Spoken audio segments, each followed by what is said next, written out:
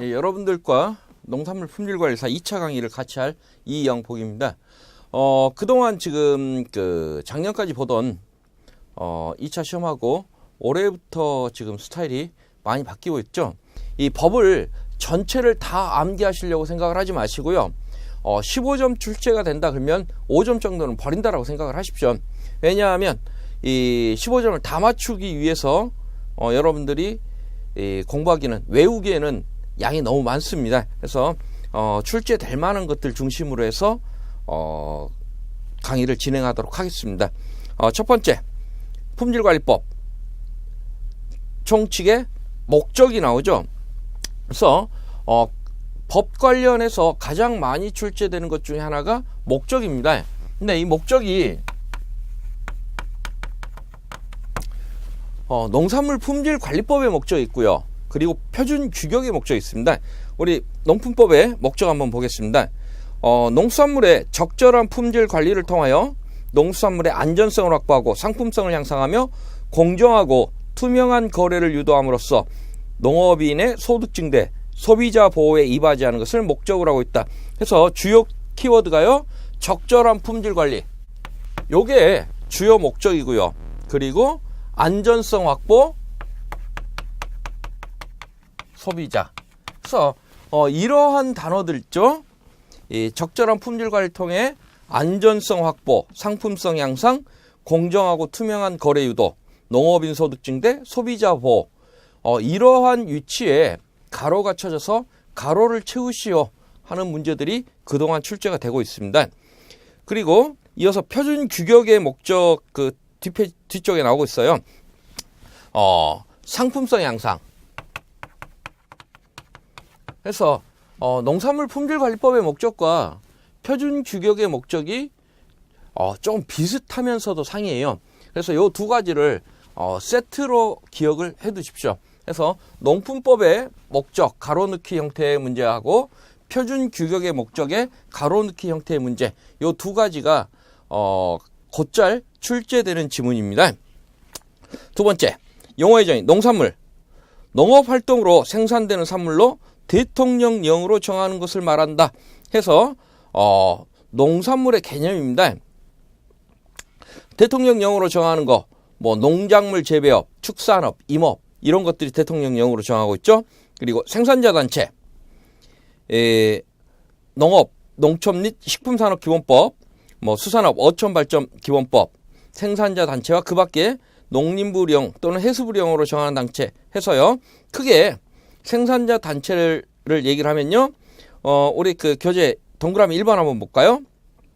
농업, 농촌 및 식품산업기본법, 생산자 단체가 농업 생산력의 증진과 농업인의 권익보호를 위해 농어업인의 자주적인 조직으로 대통령령으로 정한 단체를 우리가 생산자 단체로 보고 있습니다.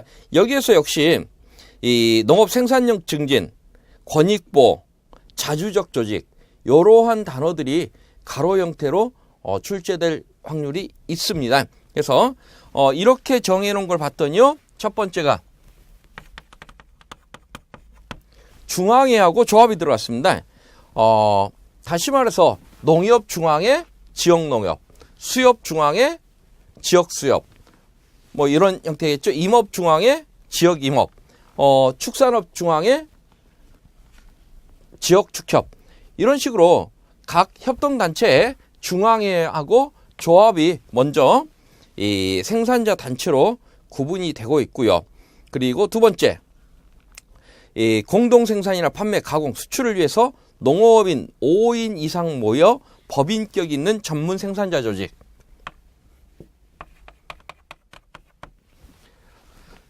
두 번째로 정하는 생산자 단체는 전문 생산자 조직 중에 법인격 있는 5인 이상의 단체다. 그리고 세 번째, 영농조합법인, 농업회사법인. 그래서 법에서 정하고 있는 생산자 단체들을 이렇게 구분하고 있습니다. 우리 교재에 보시면 뭐 기억번에 농업협동조합법에 따른 조합 및 그 중앙회, 산림조합법에 따른 산림조합 그 중앙회, 여변초 생산협동조합법에 따른 여변초 생산협동조합 및 중앙회, 이렇게 해서 중앙회 및 조합을 전부 다 그 생산자 단체로 보고 있더라 하고 있어요. 그리고 니을번 보면요. 농산물을 공동으로 생산하거나 농산물을 생산하여 공동으로 판매, 가공 또는 수출하기 위하여 농업인 5인 이상이 모여 결성한 법인격이 있는 전문 생산자 조직으로 농림축산부 장관이 정하는 요건을 갖춘 단체. 그래서 전문 생산자 조직인데 5인 이상의 법인격이 있는 데를 우리가 생산자 단체로 보고 있습니다. 다음 페이지요. 농림부령 또는 해수부령으로 정하는 단체 중에요. 농업 경영체 육성 및 지원에 관한 법률에 따른 영농조합법인 영어조합. 니은번 보면요. 경영체 육성 및 지원에 관한 법률에 따른 설립된 농업회사법인 어업회사법인 해서 영농조합법인과 농업회사법인. 이것도 지금 우리가 생산자 단체로 구분을 하고 있습니다. 다음에 물류표준화라는 얘기가 나오죠. 이 물류표준화는 의외로 지금 이 지문이 많이 출제가 되고 있어요. 우리 지문 한번 보도록 하겠습니다. 농수산물의 운송, 보관, 하역, 포장 등 물류의 각 단계에서 사용되는 기기, 용기, 설비, 정보 등을 규격화하여 호환성과 연계성을 원활히 하는 것을 말한다. 바로 아래 예시 문제가 하나 나왔는데 문제 한번 보도록 하죠. 다음 가로 안에 들어갈 알맞은 말을 쓰시오 해서 이 5의 기출입니다. 농품법상 농수산물의 물류표준화란 농산물의 운송, 보관, 하역, 가로 등 물류의 각 단계에 사용되는 기기, 용기, 가로, 정보 등을 규격화하여 호환성, 연계성을 원활히 하는 것을 말하며 이렇게 표현하고 있죠. 그래서 지금 보시면 운송, 보관, 하역, 포장 여기에서 가로가 하나 쳐졌고요. 기기, 용기, 설비, 정보 이 4개 중에 가로가 하나 쳐진 케이스의 문제들입니다. 그래서 이렇게 이 운송, 보관, 하역, 포장 그리고 기기, 용기, 설비, 정보 이런 위치에 가로가 쳐져서 가로 넣기 형태의 문제하고요. 그리고 규격화, 호환성, 연계성 여기에 그 가로가 쳐져서 가로를 채우시 하는 유형의 문제, 이러한 문제들이 다 출제가 됐었습니다. 그래서 물류표준화라는 것들이 것이 중요하게 여겨지는 이유는 지금 우리가 그 배우는 것 중에 하나가 뒤쪽에 가면 이 표준 규격이라는 걸 배워요. 농산물 품질 관리사가 다루는 것 중에 가장 큰 게 이제 등급 판정. 이 등급 판정을 하게 되는 게 결국 그 우리는 표준 규격에 의해서 등급 판정을 하게 돼 있습니다. 근데 문제는 이 표준 규격이라는 걸 왜 만들었느냐 하는 거예요. 여러분들 보시면 이 농산물은 공장에서 찍어내는 물건들이 아닙니다. 공장에서 찍어내지 않는다는 얘기는요. 다시 말해서 한 나무에서 과일이 열려도 같은 나무에서 열렸지만 각각 제각게 크기도 그리고 맛도 색깔도 다 다른 게 나올 수밖에 없죠. 그러다 보니까 표준화나 규격화 시키기가 굉장히 어렵습니다. 근데 이것을 표준화, 규격화 시키겠다 해서 표준 규격이라는 걸 만들어 놨는데 이 만들어진 목적이 결국은 이 물류 표준화였어요. 그래서 이 물류 표준화라는 개념 자체가 매우 중요하게 여겨지고 있으니까요. 물류 표준화, 이 지문 하나 정도는 기억을 해 두십시오. 농산물 우수관리, 이력 지적, 지리적 표시 요건 뒤쪽에 강론에서 자세히 나오는 사항이니까 뒤쪽에서 보도록 하겠습니다. 그리고 10번에 유해물질 종류도 기억을 해 두십시오. 요거 유해물질도 곧잘 출제가 되고 있어요. 농약, 중금속, 항생물질, 잔류성 유기오염물질, 병원성 미생물, 곰팡이 독소, 방사성 물질, 유독성 물질 등 식품에 잔류하거나 오염되어 사람의 건강에 해를 끼칠 수 있는 물질로서 총리령으로 정하는 것을 말한다. 누가 정한다고요? 총리령으로 정합니다. 그래서 총 8가지의 그 유해물질을 규정을 하고 있습니다. 농약, 중금속, 항생물질, 잔류성 유기오염물질, 병원성 미생물, 생물독소, 방사능, 그 밖에 식약처장이 고시하는 물질에서 8가지를 얘기를 하고 있는데 이 8가지 중에 일부를 보기로 주고 나머지 내용을 채우시오 하는 그런 유형의 문제들이 그동안 출제가 되고 있었습니다. 그래서 이 8가지의 내용을 좀 기억을 해 두시고요. 근데 여기서 이제 여러분들이 조금 헷갈리기 쉬운 게 잔류성 유기오염 물질이에요. 그래서 유기오염 물질 이렇게 답을 쓰시는 경우들이 있는데 앞에 잔류되지 않은 유기오염 물질은 유해 물질을 보지 않습니다. 그래서 반드시 잔류성 유기오염 물질하고 답을 써 주시기 바랍니다. 그 다음에 농수산물 품질관리 심의회. 심의의 구성이라든가 회의 이런 내용들 중심으로 여러분들이 기억을 하시면 되겠습니다. 심의회는 농림부 장관 산하에 두고요. 구성은 2번 한번 보죠. 동그라미 2번. 심의회는 위원장 및 부위원장 각 1명을 포함한 60명 이내의 위원으로 구성한다.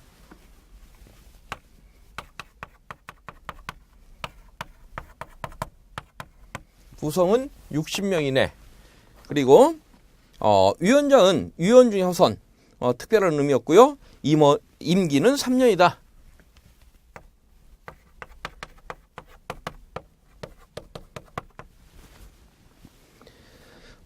심의회에 농수산물 및 농산 가공품의 지리적 표시 등록 심의를 위한 지리적 표시 등록 심의 분과위원회를 둔다. 그래서 이제 법으로 정하고 있는 6번까지 한번 보고 얘기를 하죠. 심의의 업무 중 특정 분야의 사항을 효율적으로 심의하기 위하여 대통령령으로 정하는 분야별 분과위원회를 둘 수 있다. 그래서 분과위원회가 총 법으로 대통령령으로 정하는 것까지 해서 3가지가 있습니다. 지리적 표시, 지리적 표시 등록 분과위원회, 그리고 두 번째 안전성 분과위원회, 기획 제도 분과위원회. 여러분들 다 1차에서 보셨던 내용들이죠. 그래서 이러한 분과위원회를 두고 있고요. 회의는 과반 출석에 과반 찬성으로 의결하도록 되어 있습니다. 그리고 이 심의에 의한 분과위. 분과위원회 구성은요. 10인 이상 20인 이내. 그래서 심의의 산하에 지리적 표시 등록 심의 분과위원회, 안전성 분과위원회, 기획제도 분과위원회 이 3가지 분과위원회를 두도록 하고 있는데 이 분과위원회의 구성 내용입니다. 10인에서 20인 이내에 그리고 임기는 똑같이 3년이겠죠. 그리고 회의 역시 과반 출석에 과반 찬성으로 의결이 되고 있습니다. 심의의 직무 한번 보도록 하죠. 지금 출제됐던 유형이 이 직무들을 쭉 나열해 놓고 박스 안에다가 보기로 쭉 나열해 놓고 다음 중 심의의 직무가 아닌 것을 모두 골라라. 심의의 직무인 것을 모두 골라라. 이런 유형의 문제가 출제된 적이 있습니다. 한번 보도록 하죠. 표준 규격 및 물류 표준화에 관한 사항, 우수관리, 수산품질 인증 및 이력 추적 관리에 관한 사항, 지리적 표시에 관한 사항, 유전자 변형, 농수산물 표시에 관한 사항, 농수산물 안전성 조사 및 그 결과에 대한 조치에 관한 사항, 농수산물 및 수산 가공품 검사에 관한 사항, 농수산물의 안전 및 품질 관리에 관한 정보의 제공에 관하여 총리령, 농림부령 또는 해수부령으로 정한 사항, 수출을 목적으로 하는 수산, 8번은 수산이니까 상관없겠죠. 9번 역시 수산입니다. 10번 수산. 그리고 다른 법에서 심의의 심의사항으로 정하는 사항, 그리고 그 밖에 농수산물 및 수산 가공품의 품질 관리 등에 관하여 위원장이 심의에 붙이는 사항, 심의의 직무들을 쭉 나열을 하고 있는데 심의의 직무도 출제 가능성이 있으니까요. 여러분들이 좀 봐두시기 바라요. 다음에 농산물의 표준 규격 및 품질 관리. 표준 규격 한번 보죠. 농림축산식품부 장관 또는 해양수산부 장관은 농수산물의 상품성을 높이고 유통 능률을 향상시키며 공정한 거래 실현을 위하여 농수산물의 포장 규격 및 등급 규격을 정할 수 있다 해서 보시면 상품성 향상, 유통 능률 향상, 공정한 거래 실현, 이 세 가지가 표준 규격의 목적입니다. 그래서 여러분들 조금 전에 말씀드린 것처럼 법의 목적과 표준 규격의 목적을 반드시 같이 기억을 해 두십시오. 지금 여기 법 쪽에서 나오는 이 표준 규격하고요, 뒤쪽에 보면 이 표준 규격 해설, 이 과목에서 표준 규격 쪽에서 또 이 표준 규격의 내용이 아주 자세하게 달아지고 있습니다. 굉장히 출제 빈도가 높은 파트예요. 근데 일단 여기 법에서는 대략적인 아웃라인만 그리고 뒤쪽에 이 표준 규격 해설 쪽에서 조금 더 자세히 보도록 하겠습니다. 그래서 표준 규격이란 뭐냐? 등급 규격과 포장 규격을 말하고 있습니다. 보시면 목적에 맨 끝에 보시면 농수산물의 포장 규격과 등급 규격을 정할 수 있다, 이렇게 얘기를 했죠. 그래서 표준 규격이라는 것은 다시 말해서 포장 규격과 등급 규격을 의미하고 있습니다. 그래서 보시면 등급 규격,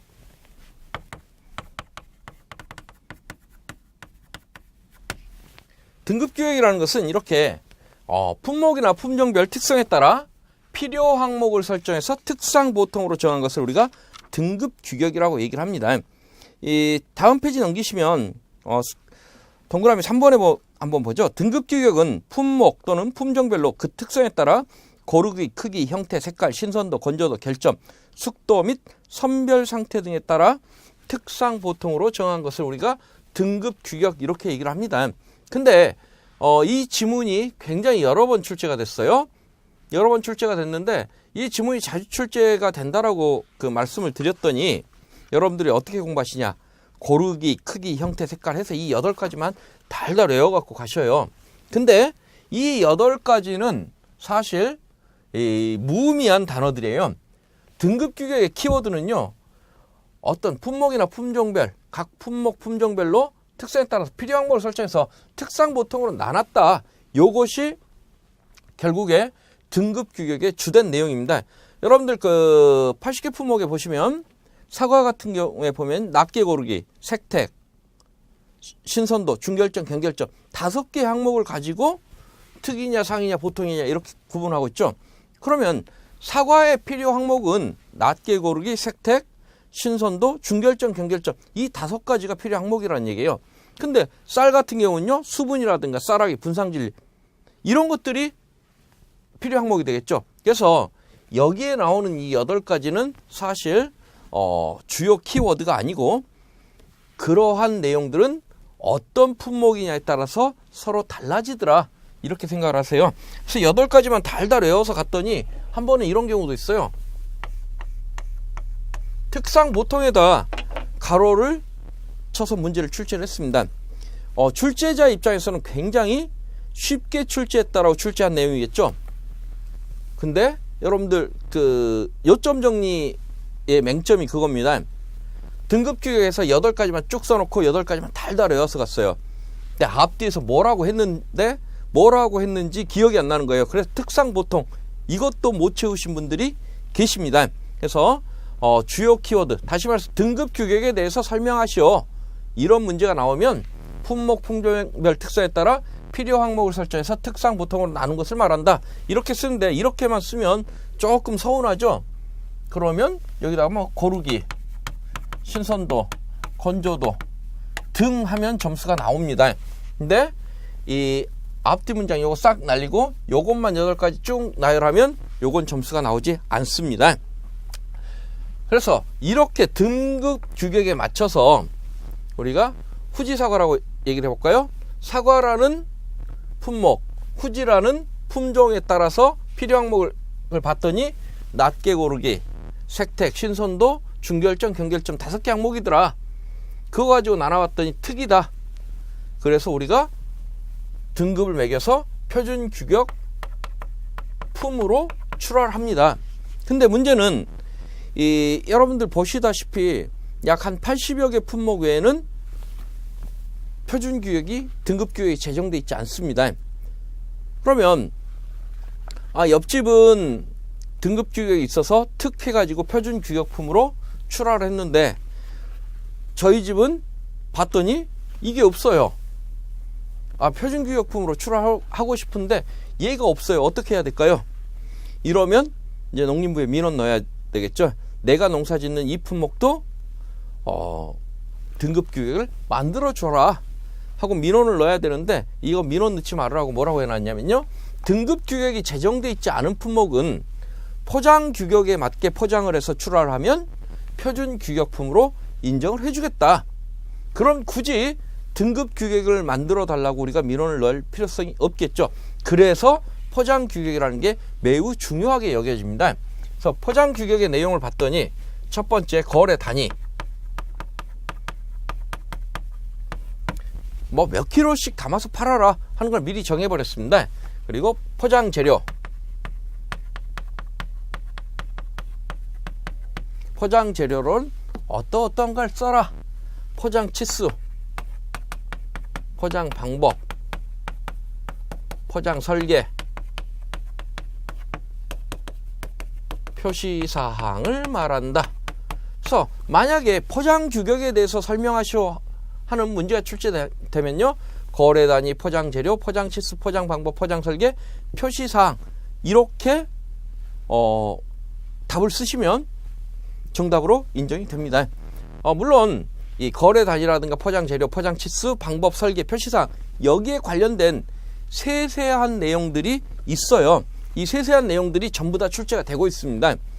이 전부 다 출제가 되고 있는데 지금 법에서는 이러한 세세한 내용까지는 다루지 않고요, 뒤쪽에 표준규격 해설 쪽에서 다루고 있으니까요, 이 세세한 내용은 표준규격 해설 쪽에서 보도록 하겠습니다. 우리 다시 켜재요. 동그라미 2번 보도록 하죠. 표준규격에 맞는 농수산물을 출하하는 자는 포장 겉면에 표준규격품의 표시를 할 수 있다. 당연하겠죠. 그리고 제정, 농산물의 표준규격은 포장규격 및 등급규격으로 구분한다. 포장규격은 산업표준화법에 따른 한국산업표준, 다시 말해서 KS에 따른다는 얘기예요. 다만 한국산업표준이 제정돼 있지 아니하거나 한국산업표준과 다르게 정할 필요가 있다고 인정되는 경우 보관, 수송 등 유통 과정의 편리성, 폐기물 처리 문제를 고려하여 다음의 항목에 대하여 규격을 따로 정할 수 있다. 해서 여기서 주요한 키워드가요, 보관, 수송 등 유통 과정의 편리성, 폐기물 처리 문제, 요런 데다가 가로를 넣어서 출제가 가능합니다. 그래서 거래 단위, 포장 치수, 포장 재료 및 포장 재료의 시험 방법, 포장 방법, 포장 설계, 표시사항, 그 밖에 품목 특성에 따라 필요한 사항들을 별도로 정할 수가 있어요. 그리고 다음 페이지 넘어가서 동그라미 4번 한번 보겠습니다. 농관원장, 수품원장 또는 산림청장은 표준규격의 제정 또는 개정을 위하여 필요한 전문연구기관 또는 대학 등의 시험을 의뢰할 수 있다. 그 외에 특별한 게 없죠. 고시권자는요, 농관원장, 수품원장, 산림청장은 표준규격을 제정, 개정 또는 폐지하는 경우 그 사실을 고시해야 한다. 그래서 결국 고시권자는 농산물 같은 경우에는 농관원장이 표준규격의 고시권자가 되고 있습니다. 이번 시간에는 여기까지 하고요. 다음 시간에 농산물 우수관리부터 이어서 진행하도록 하겠습니다. 수고들 하셨습니다.